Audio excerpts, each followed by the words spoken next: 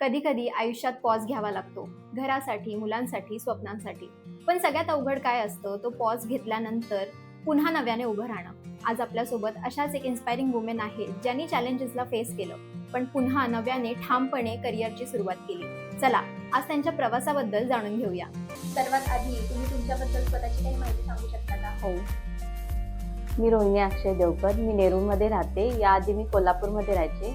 लग्नानंतर मी मुंबईमध्ये शिफ्ट झाले आणि याआधी मी हाऊसवाईफ होते. आता मी वर्किंग वुमन झाली. तुमचं शिक्षण कुठल्या क्षेत्रात झालं आहे? मी माझं शाळा आणि कॉलेज कोल्हापूर युनिव्हर्सिटीमधून कंप्लीट केले आणि मी माझं ग्रॅज्युएशन BCom कंप्लीट केले.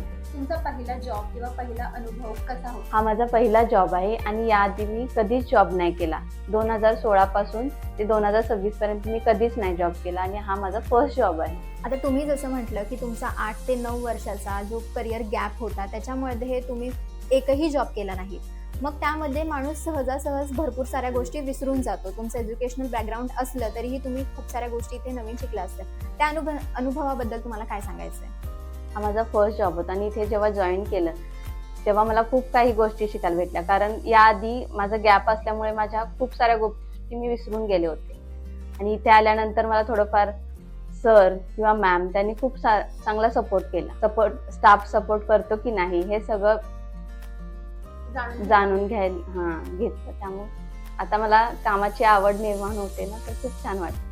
आज ज्या वुमेन स्वतःला करिअर ब्रेकमुळे मागे समजतात किंवा ज्यांना करिअर रिस्टार्ट करायला थोडी भीती वाटते, तर थोड्या घाबरतात, त्यांना तुम्हाला काय सांगायचंय? प्रत्येक वुमनने स्वतःच्या पायावर उभं राहायला पाहिजे. जॉब हा फक्त पैशासाठी नाही तर पॅशनसाठी करायला हवा. चांगले लाईफस्टाईल जगण्यासाठी इंडिपेंडंट राहायला हवं आणि इंडिपेंडंट असलं की खूप काही करता येतं आणि खूप काही करू शकतो. आणि शेवटचा प्रश्न, हर करिअर फाउंडेशनला तुम्ही एका ओळीमध्ये कसं डिस्क्राईब कराल? हा जॉब मला हर करिअर फाउंडेशन थ्रू भेटला आणि ही माझ्यासाठी खूप मोठी संधी होती. उशिरा का होईना पण माझ्या हर करिअर फाउंडेशनमुळे खूप छान नव्याने मी सुरुवात करू लागली करिअरची. थँक्यू हर करिअर फाउंडेशन. आजचा हा संवाद फक्त करिअर बद्दल नव्हता.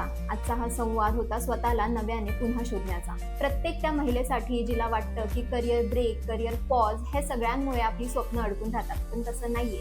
करिअर ब्रेक, करिअर पॉज कधीही आपली ओळख किंवा आपलं स्वप्न सोडू शकत नाही. त्यामुळे आज आपल्यासोबत रोहिणी मॅमनी जी त्यांचा अनुभव जो शेअर केला आपल्यासोबत, त्यासाठी आम्ही खूप खूप आभारी आहोत. धन्यवाद.